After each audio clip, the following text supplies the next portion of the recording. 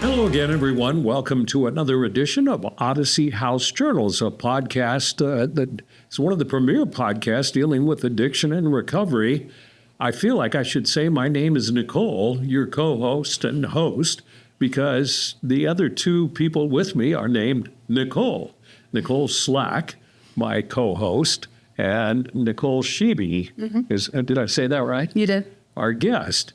And my name is really Randall Carlisle, so I'm your host. And that's okay. And that's okay, not being Nicole? Yes. Okay.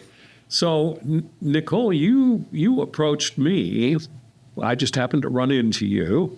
And you said, how does a person get on a podcast? And I said, well, you've come to the right place. And I said, as a matter of fact, next week we're recording another podcast and invited you on. Why did you want to be on this podcast?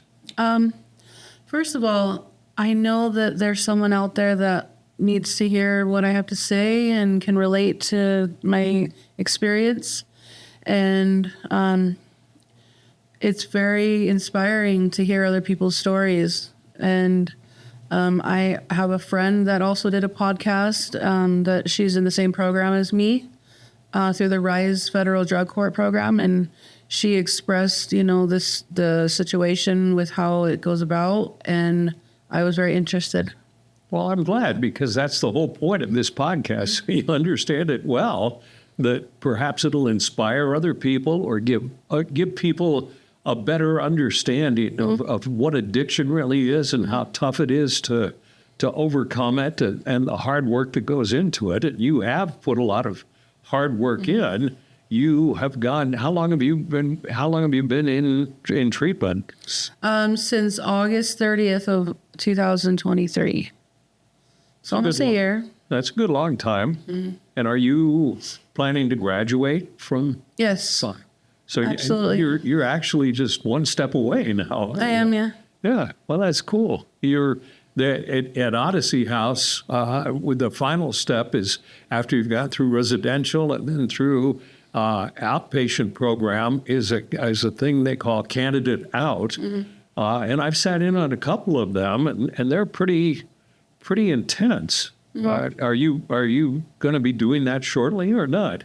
So right now, just this last Monday, I advocated to move to Navigator, which is the last level of outpatient. And then it's about, however long you make it, with your assignments and your participation and following all the rules and clean UAs, all that goes with that. And then you can advocate to candidate out. So it can be anywhere from a month to 2 or 3 months long, each level. You obviously have decided to stick to it and get it done and do the right thing.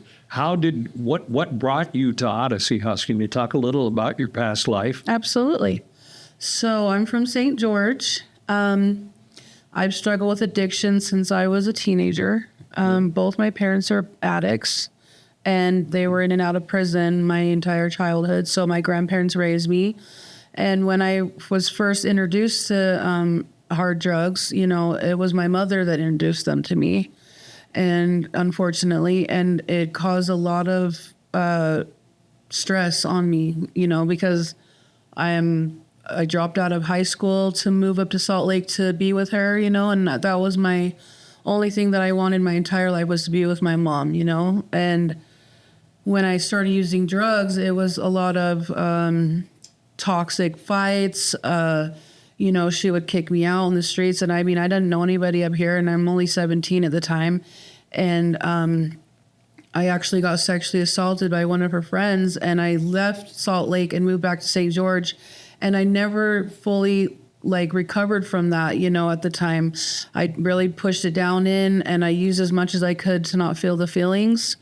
And my addiction got really bad to the point where I was intravenously using meth, and it seemed like I could not get enough drugs, no matter what I did. And I ended up going to prison in 2010 for a gun charge, and I did about 16 months there, and I got out and I got terminated my first time going to prison, so I wasn't on probation or parole. And I took advantage of that. I ran the streets. I definitely just couldn't figure out a way to be happy, and drugs was the only thing that I knew how to cope with life at the time. My family completely pushed me away. You know, they didn't know how to help me. I didn't know how to help myself. I wasn't open to any help. And I eventually met someone and had my son, you know, so I stopped using, had my son, and, you know, I moved to California, and that relationship was toxic. And he is also an addict, so I ended up relapsing.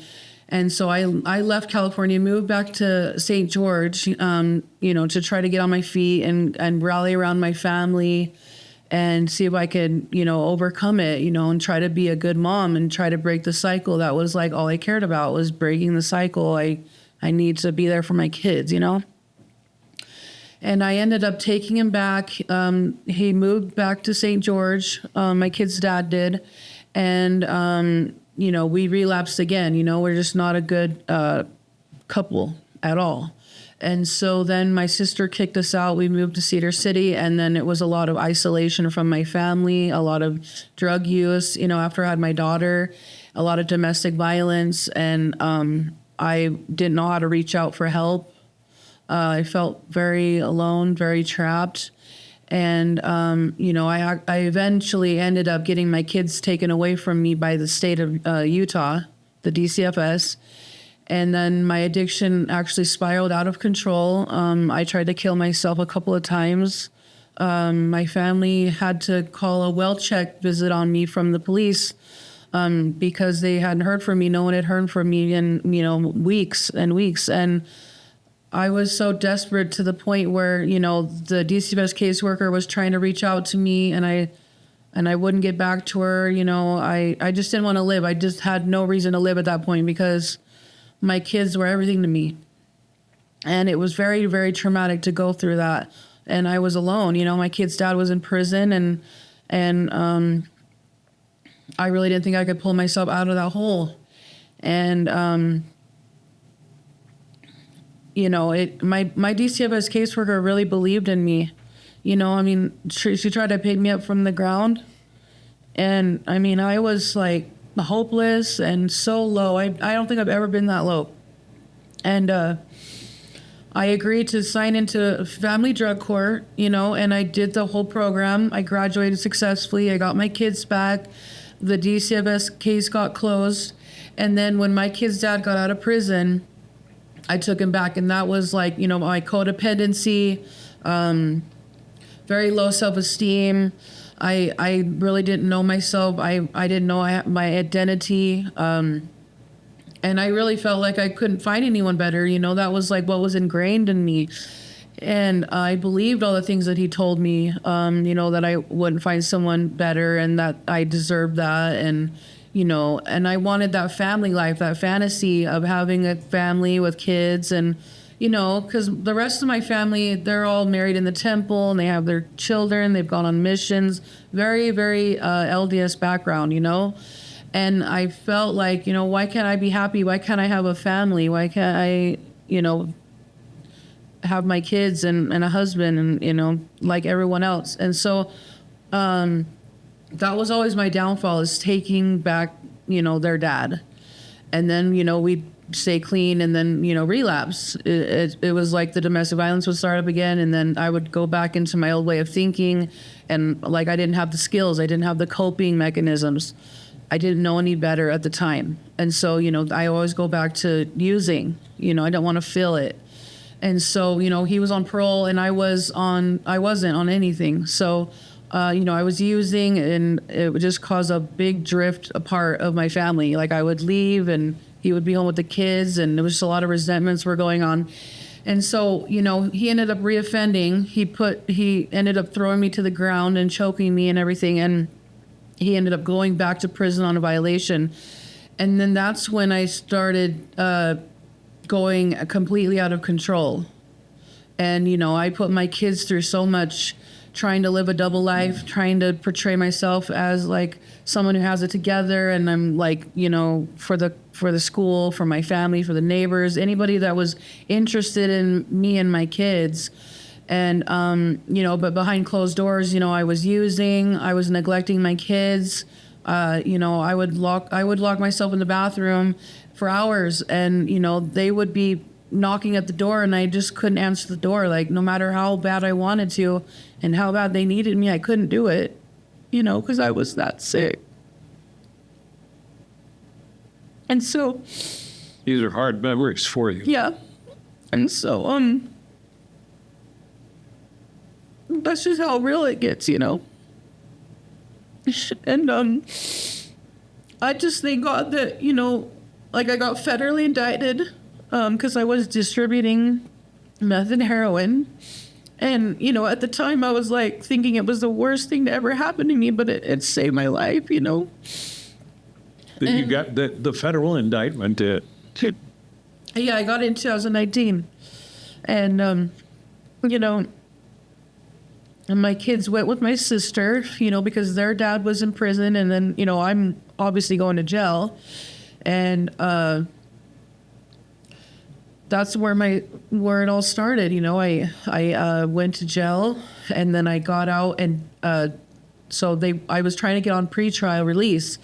But because I had missed a court date, you know, from however many years ago, it was one time that I missed court date. They saw me as a flight risk. So I tried everything I could to get into an inpatient so that they'd let me out on pretrial after I graduated in an inpatient. So I got into, it's called the Horizon House in Cedar City. Mm-hmm. I did the 90-day program, and then I got out on pretrial. My sister had my kids, so I was able to spend time with my kids before my sentencing. And during this time, COVID was just now coming about. And so we were locked in, and, you know, I had to homeschool my kids. And I'm just going to be honest, I was probably the happiest I've ever been with my kids. You know, I was sober.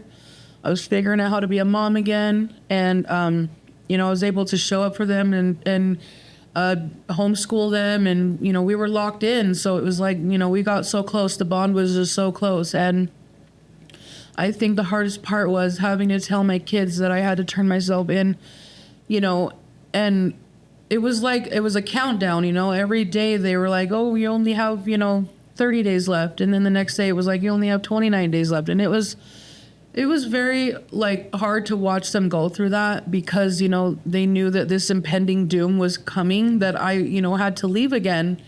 And it was very hard to turn myself in. You know, I went to Arizona, Phoenix, at the prison there. And I did a year, and then I got released on ankle monitor due to the CARES Act for COVID relief. And so I was able to go home to my sister's house. And but at that time, my kids' dad had gotten out of prison, filed for custody, and took the kids from my sister. And so, you know, it's been a never-ending battle of trying to co-parent, and then him blocking my phone, and then this is never a consistent thing, you know, like, because he's in his feelings about, you know, the past and everything. So it's like, you know, I had to do the ankle monitor. I did very well. I got off ankle monitor. I was on probation, federal probation, and then I met somebody who was using, and you know, I fell in love with him, and I was doing so well. You know, I was a chef at Harmon's. You know, I was going to the gym regularly. I was just really happy. And, you know, and then people like creep into your life, you know, unexpectedly. And, you know, me, you know, having low self-esteem and, you know, the trauma from my past, you know, it's like, oh, someone's showing me attention. You know, I feel good about myself. You know, someone likes me. And you know, it was really unfortunate that, you know, I let all my values go. I forgot who I was again. You know, my codependency came back, and it was all about that person and making him happy. You know, and I ended up losing my job. I ended up relapsing. My sister kicked me out, and, you know, my probation was in risk, and my probation officer, you know, he kind of wasn't even really bothering me because of how well I was doing before all this happened. And so when he found out that I had relapsed, because I had called him and said, I needed to come in, I need to talk to you. And I let him know, hey, I relapsed. And I told him I was on 5 different drugs, and I was at that point where it's like, I'm scared, like it's getting out of hand. I'm worried about where it's going to lead.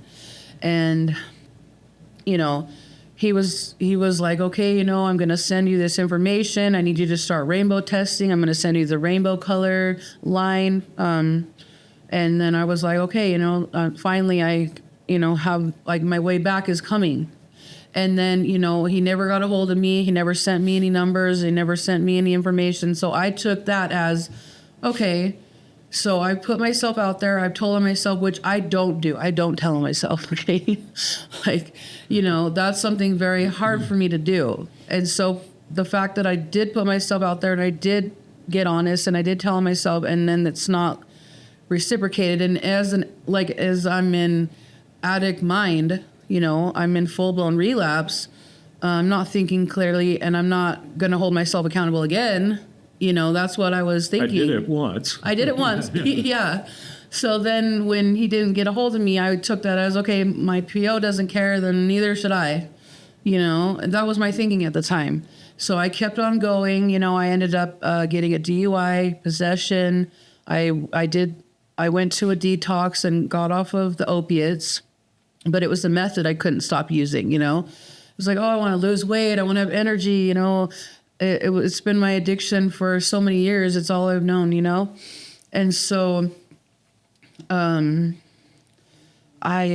was doing it, things to be able to support my habit. I started dealing again while on probation, and I was really putting myself in huge risk of going back to prison. And my PO did contact me after the DUI. He said that we were going to have a court date. So I show up to the court date, thinking that they're going to drug test me. I already prepared for before that. And I told them what they wanted to hear at court, and all I did was sign a paper. And then they're like, okay, and then I left. Then I ended up getting another charge of possession just like a few days later. And this is like, I'd been 3 days clean. And I went to a outpatient treatment, That's what I told the judge. I'm going to do an outpatient treatment. So I started going to the outpatient treatment, made it 3 days clean, got pulled over. They searched my vehicle because, yeah, you can search my vehicle. I have nothing. I'm 3 days clean. There should be nothing in my car at this point. They found a little bag with residue in it, Took me to jail. And then I got OR'd. So that's like on your own recognizance that you're released from jail, So and I just couldn't believe it when they told me you're released on OR. I remember running out of the jail crying because I was like, I couldn't believe they didn't put a federal hold on me. And, I wish they would have put a federal hold on me when I got the DUI, because then it wouldn't have led to all these other charges, And then a few days later after that, I got arrested where the federal marshals, my PO, St. George PD, they surrounded the guy's house that I was staying with, the guy that I've been seeing, because me and him had been committing mail theft. It was during Christmas time. We were going around to all these neighborhoods, especially like the nicer neighborhoods, and stealing people's packages off their doorstep. And, it kind of turned into a game. It got out of control. And I wasn't thinking about the people's like lives and their kids. And, those are presents for, Christmas and stuff. And, we'd done it quite a few times, and there was the one time, it just takes one time, to be seen on a Ring door camera. And that's when they came, surrounded the house. We didn't answer the door for like 12 hours, and it was like, I was in denial. I didn't know what to do. I was frozen. The cops surrounded the house for 12 hours? Yes. Okay. Yeah, we wouldn't answer the door. We just act like we weren't home. It was like freeze, Great. Like we're not here. And I was inside, getting rid of stuff. I was packing all my things because I was thinking, they definitely have a warrant for me, and they are not going away anytime soon. I would think that if they waited out there that long, they would have a no-knock warrant. Right. That's wild. I know. So it was like, because the St. George PD came, and then they left for a couple hours, and then they came back, and then they left for a couple hours, and then they got the federal marshals involved, and then they left for a couple hours, and they were actually watching from. So what we lived on a mountain. We were in this really nice house on a mountain, and they were down on the boulevard just below, like with binoculars, watching us, and like. Like when they leave for a couple hours, like he went and got in his truck and moved his truck, and like they watched the whole thing, And I called my mom, and my mom was driving by, like watching for me, because I was like paranoid. It was terrible. It was a terrible place to be, and So how did everything end up that you finally came to Odyssey House? that was it. So me getting arrested and me So sitting they in finally jail. moved in after they. Yeah, no, I finally went outside and was like, Hi guys. yeah, hi. Yeah. And, I admitted that I'd been using, and I went to jail, and I pled guilty for the mail theft, and they put me on probation, and then I said, I want to go to treatment again. And they were like, and I was like, I'm just going to do another 60-day program, but I've done all that. And how many times I've done all that? Like 7 times now I've done that in my entire life, been to an outpatient or been to a 30-day, 60-day, 90-day program, and then gone back out and gone right back to the same old thing, the same old people, the same environment, the same city. And so when they presented the RISE program for federal drug court, I was like terrified. I was like, I'm not going to Salt Lake. No way. No way am I going to Salt Lake. And I fought them on it so hard, and they're like, hey, we'll let you think about it for a week. You can come back in a week and let us know if you decide. And I was like, I definitely don't want to go to Salt Lake, and I don't want to be that far away from my kids, and it was not comfortable for me. And that's been my whole problem, is just staying in that comfortability, and that's where you're not challenged enough. Like if you're not challenged, you're not going to learn anything different. And so I had to really become so uncomfortable and put myself in a different situation, in a different place. So I agreed to do the Odyssey House and do the RISE program. And I'm going to tell you, I've never been more scared in my life to do something, and I definitely don't regret it. I'm glad I came up here and challenged myself and was in that uncomfortability. Definitely is a lot more extensive and more personal program, focusing on the behaviors and the trauma and the things that cause you to use. Yes, I use, but why did I use, And so, yeah, that in August, my mom drove me up here, dropped me off at the admin, and then drove away. And I was just like, I could leave right now, but I want to live. Like I want to get through this, And it was hard. There was a lot of times where I didn't think I could do it, I was just scared and not willing to let go of a lot of things, But like once I was able to finally let go of things and let the miracle happen, I feel like it's been nothing but a blessing for me. Wow. Yeah. Wow. When you started your story, it struck me. How old were you when you said your mom introduced you to hard drugs? Mm-hmm. What did she say? Nicole, sit down here. I want to show you how to get high, or what? So when I dropped out of school in St. George, moved up to Salt Lake, because me and her started talking, and she totally glamorized her situation. Like, I have a nice apartment, and you can come live with me, and we're gonna finally be together. And that was all I ever wanted, So I was so excited. So once I finally came up here, it was like it was a 1-bedroom apartment. Like, where am I supposed to sleep? So it's like, well, you can sleep on the couch. I'm 6'1". The couch was a love seat. So there will be no sleeping on the couch for me. So I was sleeping on the floor. And then, she never got me into school like she said she was going to. And so I only had my senior year to finish, And I remember the first day we would go to McDonald's, we eat, and I'm so excited to get to her apartment. And then we get there, and this guy comes up on a bicycle. And She walks over to him. They do a little exchange, and he rides away.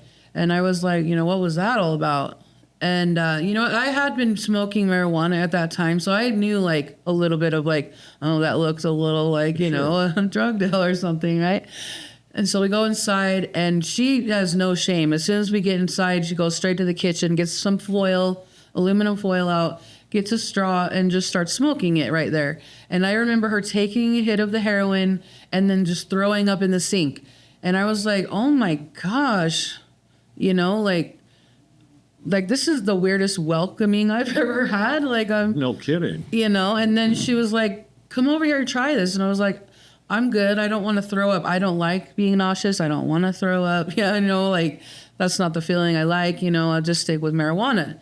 And she was like, I'm your mother. Like, I like, come do it. Just try it. Jeez. Yeah, it was terrible. It was terrible. And then like there would be people coming over and smoking crack. There'd be doing heroin, like shooting up in front of me.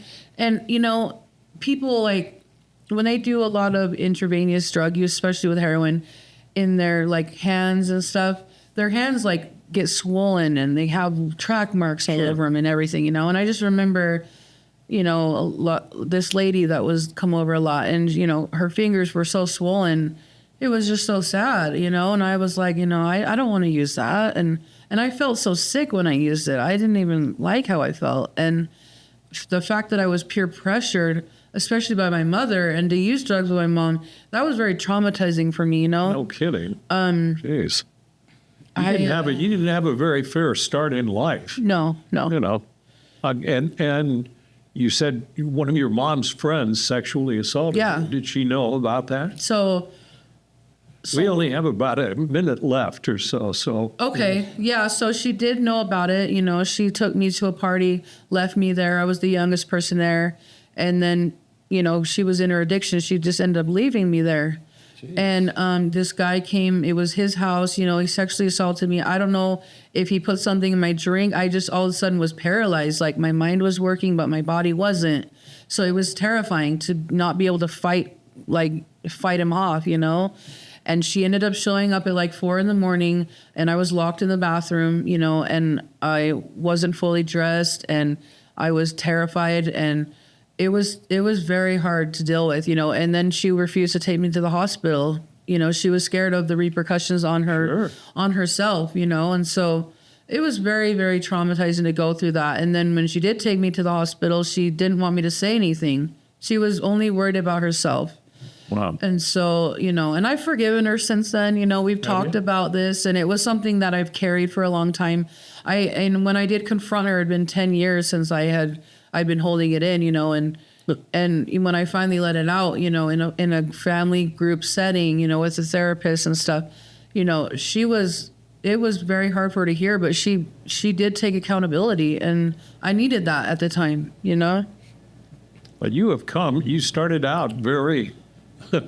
It's amazing you've come as far as you have, because your beginnings were dismal and terrible. And the fact that you've succeeded so well in Odyssey's treatment program or any treatment program is just amazing. So, and on track to graduate. Yeah, so right now I'm the house supervisor at the IOP Sugar House. I'm very proud of myself. I'm very happy to be in that position. I care about my community, and I'm glad that I could be somebody to be looked up to. And, people reach out to me, and it's amazing. I love it. It is amazing. Yeah. Thank you for sharing, because what you've shown, if you can do it, anybody can do it, right? Yeah. Regardless of how your life started out. So thank you, Nicole. You're Appreciate welcome. it. It's good to see all of you again. And I hope you got something out of this, because this is an important discussion, and it certainly illuminates a lot of things about addiction and recovery. So thank you for watching another edition of Odyssey House Journals.